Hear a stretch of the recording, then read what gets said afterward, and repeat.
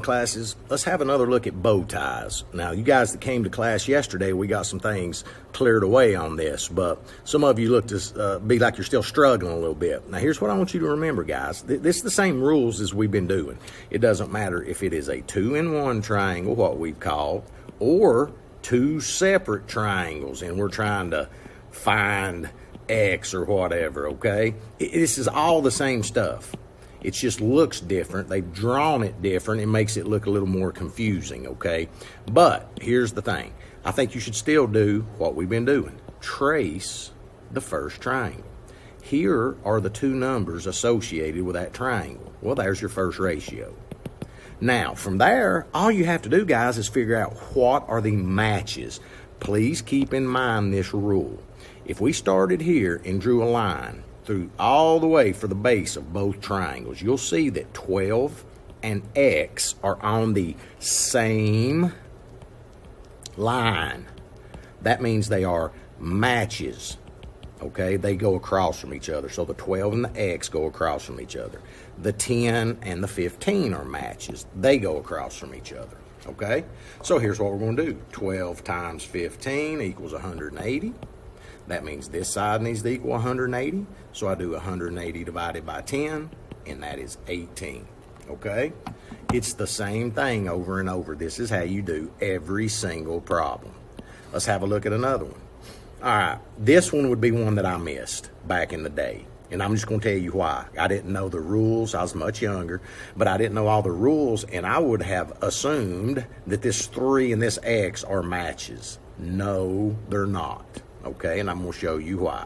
First, there is the small triangle. I can see the two numbers that go with it, okay? 3 and 4. Now, use that stinky, let's just call it the line test, okay? Look, here's 3. Now, draw that line. Look what goes across from 3. It's not the X, it's the 6. Look what goes across from the 4. Look at the line. See how they're on that same line?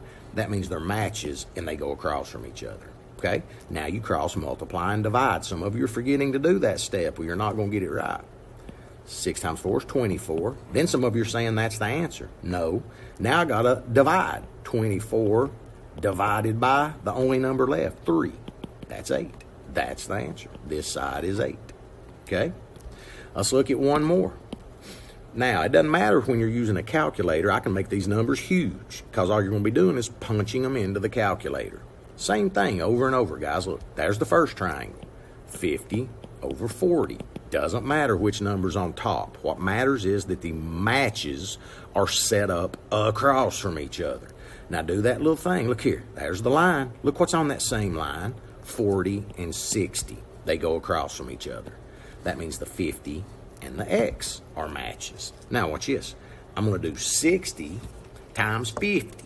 60 times 50. That ought to be about 3,000, and it is. Okay. Now I got to turn around and divide by the only number left, which is 40. So I'm going to do 3,000 divided by 40. That is 75. So X equals 75. Okay. That's how this works, guys. Every problem is the same. If you want to review, I've got the yesterday's bow tie video up, and I've also got yesterday's teams assignment listed under announcements from yesterday. So if you wanted to actually see a few more examples of this, okay? Good luck with it, guys.